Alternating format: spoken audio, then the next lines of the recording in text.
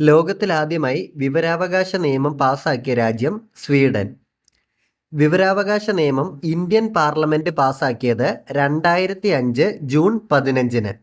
വിവരാവകാശ നിയമം Indian parliament പാസാക്കിയത് 2005 ജൂൺ 15. വിവരാവകാശ നിയമം നിലവിൽ വന്നത് 2005 ഒക്ടോബർ 12-ന്. വിവരാവകാശ നിയമം ഇന്ത്യൻ പാർലമെന്റ് പാസാക്കിയത് 2005 ജൂൺ 15-ന്. വിവരാവകാശ നിയമം നിലവിൽ വന്നത് 2005 ഒക്ടോബർ 12-ന്. വിവരാവകാശ നിയമം പാസാക്കിയ ഇന്ത്യയിലെ ആദ്യ സംസ്ഥാനം തമിഴ്നാട്. വിവരാവകാശ നിയമം പാസാക്കിയ ഇന്ത്യയിലെ ആദ്യ സംസ്ഥാനം തമിഴ്നാട് 1997. പാർലമെന്റ് പാസാക്കിയ വിവരാവകാശ നിയമം ബാധകമല്ലാത്ത ഒരേ ഒരു ഇന്ത്യൻ സംസ്ഥാനമായിരുന്നത് ജമ്മു കാശ്മീർ.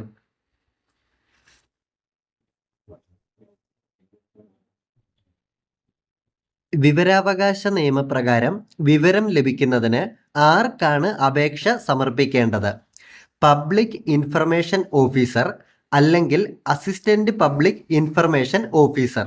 വിവരാവകാശ നിയമപ്രകാരം വിവരം ലഭിക്കുന്നതിന് ആർക്കാണ് അപേക്ഷ സമർപ്പിക്കേണ്ടത്?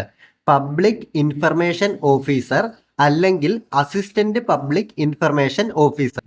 സമയപരിധിക്കുള്ളിൽ ശരിയായ വിവരം നൽകുന്നതിൽ വീഴ്ച വരുത്തുന്ന പബ്ലിക് ഇൻഫർമേഷൻ ഓഫീസർ അടയ്ക്കേണ്ട പിഴ ഒരു ദിവസത്തേക്ക് 250 രൂപയാണ്. സമയപരിധിക്കുള്ളിൽ ശരിയായ വിവരം നൽകുന്നതിൽ വീഴ്ച വരുത്തുന്ന പബ്ലിക് ഇൻഫർമേഷൻ ഓഫീസർ അടയ്ക്കേണ്ട പിഴ ഒരു ദിവസത്തേക്ക് 250 രൂപ. കൃത്യമായി വിവരം നൽകുന്നതിൽ വീഴ്ച വരുത്തിയ പബ്ലിക് ഇൻഫർമേഷൻ ഓഫീസർക്കെതിരെ ജാമ്യമില്ലാ അറസ്റ്റ് വാറണ്ട് പുറപ്പെടുവിച്ച ആദ്യ സംസ്ഥാനം അരുണാചൽ പ്രദേശ്. കൃത്യമായി വിവരം നൽകുന്നതിൽ വീഴ്ച വരുത്തിയ പബ്ലിക് ഇൻഫർമേഷൻ ഓഫീസർക്കെതിരെ ജാമ്യമില്ലാ അറസ്റ്റ് വാറണ്ട് പുറപ്പെടുവിച്ച ആദ്യ സംസ്ഥാനമാണ് അരുണാചൽ പ്രദേശ്. ടെലിഫോണിലൂടെ വിവരാവകാശ നിയമപ്രകാരം അപേക്ഷ സമർപ്പിക്കാനുള്ള സംവിധാനം ഏർപ്പെടുത്തിയ ആദ്യ സംസ്ഥാനം ഉത്തർപ്രദേശ്. ടെലിഫോണിലൂടെ വിവരാവകാശ നിയമപ്രകാരം അപേക്ഷ സമർപ്പിക്കാനുള്ള സംവിധാനം ഏർപ്പെടുത്തിയ ആദ്യ സംസ്ഥാനം ഉത്തർപ്രദേശ്. വിവരാവകാശ നിയമപ്രകാരം വിവരം ലഭിക്കാൻ അപേക്ഷാ ഫീസ് നൽകേണ്ടതില്ലാത്തത് ഏത് വിഭാഗത്തിനാണ്? ദാരിദ്ര്യരേഖയ്ക്ക് താഴെയുള്ളവർ BPLകാർക്ക് വിവരാവകാശ നിയമപ്രകാരം വിവരം ലഭിക്കാൻ അപേക്ഷാ ഫീസ് നൽകേണ്ടതില്ല.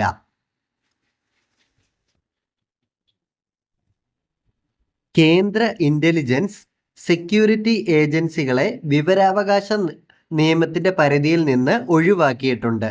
കേന്ദ്ര ഇന്റലിജൻസ് സെക്യൂരിറ്റി ഏജൻസികളെ വിവരാവകാശ നിയമത്തിന്റെ പരിധിയിൽ നിന്ന് ഒഴിവാക്കിയിട്ടുണ്ട്. എന്നാൽ അഴിമതി, മനുഷ്യാവകാശ ലംഘനം എന്നിവയുമായി ബന്ധപ്പെട്ട വിവരങ്ങൾ കേന്ദ്ര വിവരാവകാശ കമ്മീഷന്റെയോ സംസ്ഥാന വിവരാവകാശ കമ്മീഷന്റെയോ അനുമതിയോടെ നൽകാവുന്നതാണ്. എന്നാൽ അഴിമതി, മനുഷ്യാവകാശ ലംഘനം എന്നിവയുമായി ബന്ധപ്പെട്ട വിവരങ്ങൾ കേന്ദ്ര വിവരാവകാശ കമ്മീഷന്റെയോ സംസ്ഥാന വിവരാവകാശ കമ്മീഷന്റെയോ അനുമതിയോടെ നൽകാവുന്നതാണ്. പബ്ലിക് ഇൻഫർമേഷൻ ഓഫീസറുടെ തീരുമാനത്തിനെതിരായി ആർക്കാണ് അപ്പീൽ നൽകേണ്ടത്? പ്രസ്തുത ഓഫീസിൽ പബ്ലിക് ഇൻഫർമേഷൻ ഓഫീസറുടെ തൊട്ടുമുകളിലുള്ള ഉദ്യോഗസ്ഥന്. പബ്ലിക് ഇൻഫർമേഷൻ ഓഫീസറുടെ തീരുമാനത്തിനെതിരായി ആർക്കാണ് അപ്പീൽ നൽകേണ്ടത്? പ്രസ്തുത ഓഫീസിൽ പബ്ലിക് ഇൻഫർമേഷൻ ഓഫീസറുടെ തൊട്ടുമുകളിലുള്ള ഉദ്യോഗസ്ഥനാണ് അപ്പീൽ നൽകേണ്ടത്. എത്ര ദിവസത്തിനുള്ളിലാണ് ആദ്യ അപ്പീൽ നൽകേണ്ടത്? മറുപടി ലഭിച്ച് അല്ലെങ്കിൽ മറുപടി ലഭിക്കേണ്ട സമയപരിധി അവസാനിച്ച് 30 ദിവസത്തിനുള്ളിലാണ് അപ്പീൽ നൽകേണ്ടത്. മറുപടി ലഭിച്ച് അല്ലെങ്കിൽ മറുപടി ലഭിക്കേണ്ട സമയപരിധി അവസാനിച്ച് 30 ദിവസത്തിനുള്ളിൽ അപ്പീൽ നൽകണം. രണ്ടാം അപ്പീൽ സമർപ്പിക്കേണ്ടത് ആർക്കാണ്? സംസ്ഥാന ഇൻഫർമേഷൻ കമ്മീഷൻ അല്ലെങ്കിൽ കേന്ദ്ര ഇൻഫർമേഷൻ കമ്മീഷൻ. രണ്ടാം അപ്പീൽ സമർപ്പിക്കേണ്ടത് സംസ്ഥാന ഇൻഫർമേഷൻ കമ്മീഷൻ അല്ലെങ്കിൽ കേന്ദ്ര ഇൻഫർമേഷൻ കമ്മീഷൻ. എത്ര ദിവസത്തിനുള്ളിലാണ് രണ്ടാം അപ്പീൽ സമർപ്പിക്കേണ്ടത്? 90 ദിവസത്തിനുള്ളിൽ. എത്ര ദിവസത്തിനുള്ളിലാണ് രണ്ടാം അപ്പീൽ സമർപ്പിക്കേണ്ടത്? 90 ദിവസത്തിനുള്ളിൽ. സുപ്രീം കോടതിക്കും ഹൈക്കോടതിക്കും ഒഴികെ മറ്റൊരു കോടതിക്കും വിവരാവകാശ നിയമം സംബന്ധിച്ച കേസുകളിൽ ഇടപെടാൻ അധികാരമില്ല. സുപ്രീം കോടതിക്കും ഹൈക്കോടതിക്കും ഒഴികെ മറ്റൊരു കോടതിക്കും വിവരാവകാശ നിയമം സംബന്ധിച്ച കേസുകളിൽ ഇടപെടുവാൻ അധികാരമില്ല.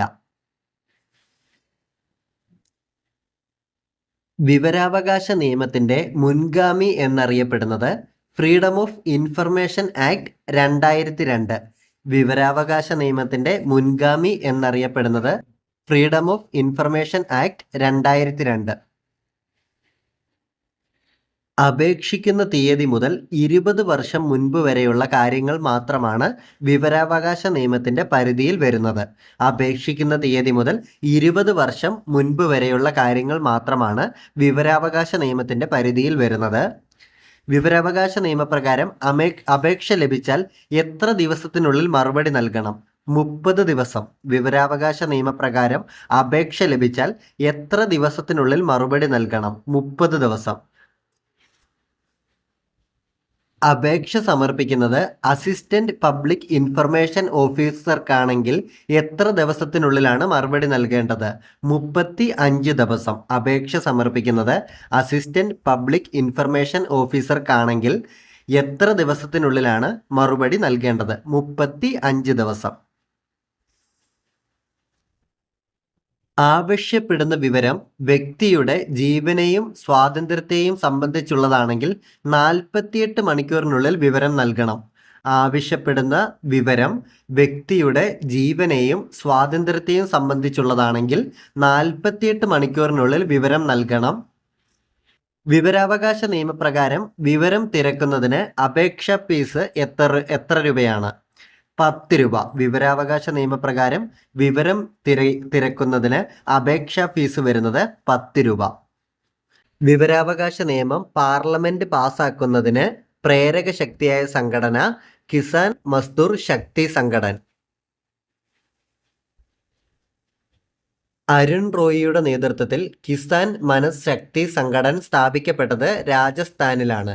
അരുൺ റോയിയുടെ നേതൃത്വത്തിൽ കിസാൻ മനസ് ശക്തി സംഘടന സ്ഥാപിക്കപ്പെട്ടത് രാജസ്ഥാനിലാണ്. കേന്ദ്ര വിവരാവകാശ കമ്മീഷൻ. കേന്ദ്ര വിവരാവകാശ കമ്മീഷന്റെ ആസ്ഥാനം അഗസ്ത്യ ക്രാന്തി ഭവൻ, ന്യൂഡൽഹി. കേന്ദ്ര ചീഫ് ഇൻഫർമേഷൻ കമ്മീഷണറും 10ൽ കൂടാത്ത ഇൻഫർമേഷൻ കമ്മീഷണർമാരും അടങ്ങുന്നതാണ് കേന്ദ്ര വിവരാവകാശ കമ്മീഷൻ. കേന്ദ്ര ചീഫ് ഇൻഫർമേഷൻ കമ്മീഷണറും 10ൽ കൂടാത്ത ഇൻഫർമേഷൻ കമ്മീഷണർമാരും അടങ്ങുന്നതാണ് കേന്ദ്ര വിവരാവകാശ കമ്മീഷൻ.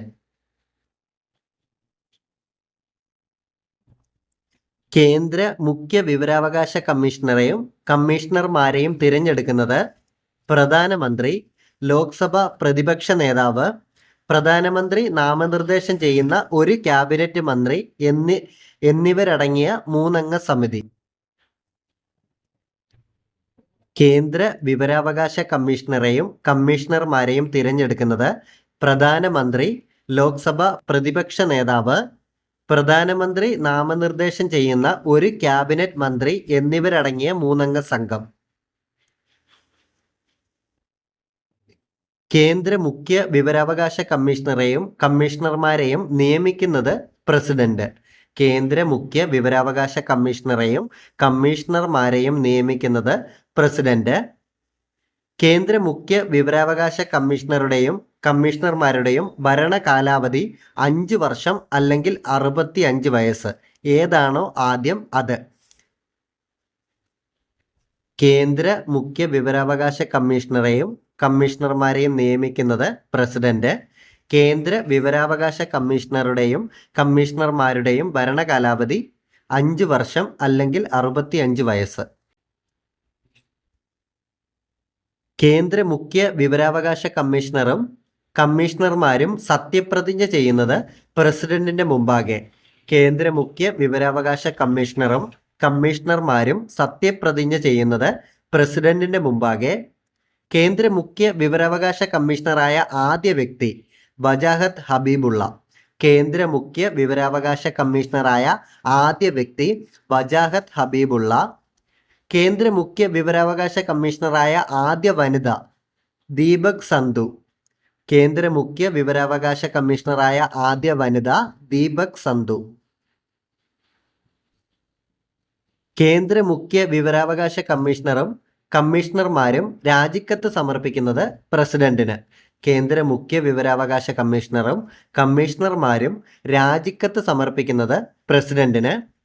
കേന്ദ്ര മുഖ്യ വിവരാവകാശ കമ്മീഷണറെയും കമ്മീഷണർമാരെയും നീക്കം ചെയ്യുന്നത് പ്രസിഡന്റ് സുപ്രീം കോടതിയുടെ ഉപദേശപ്രകാരം. കേന്ദ്ര മുഖ്യ വിവരാവകാശ കമ്മീഷണറെയും കമ്മീഷണർമാരെയും നീക്കം ചെയ്യുന്നത് പ്രസിഡന്റ്.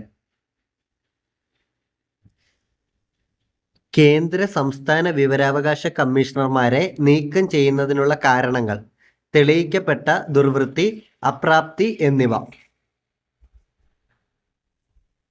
സംസ്ഥാന വിവരാവകാശ കമ്മീഷൻ. കേരള സംസ്ഥാന വിവരാവകാശ കമ്മീഷൻ രൂപീകൃതമായത് 2005 ഡിസംബർ 19. കേരള സംസ്ഥാന വിവരാവകാശ കമ്മീഷൻ രൂപീകൃതമായത് 2005 ഡിസംബർ 19. സംസ്ഥാന ചീഫ് ഇൻഫർമേഷൻ കമ്മീഷണറും 10ൽ കൂടാത്ത ഇൻഫർമേഷൻ കമ്മീഷണർമാരും അടങ്ങുന്നതാണ് സംസ്ഥാന വിവരാവകാശ കമ്മീഷൻ. സംസ്ഥാന ചീഫ് ഇൻഫർമേഷൻ കമ്മീഷണറും 10ൽ കൂടാത്ത ഇൻഫർമേഷൻ കമ്മീഷണർമാരും അടങ്ങുന്നതാണ് സംസ്ഥാന വിവരാവകാശ കമ്മീഷൻ. സംസ്ഥാന മുഖ്യ വിവരാവകാശ കമ്മീഷണറെയും കമ്മീഷണർമാരെയും തിരഞ്ഞെടുക്കുന്നത് മുഖ്യമന്ത്രി, സംസ്ഥാന അസംബ്ലിയിലെ പ്രതിപക്ഷ നേതാവ്, മുഖ്യമന്ത്രി നാമനിർദ്ദേശം ചെയ്യുന്ന ഒരു ക്യാബിനറ്റ് മന്ത്രി എന്നിവരടങ്ങിയ 3 അംഗ സംഘം.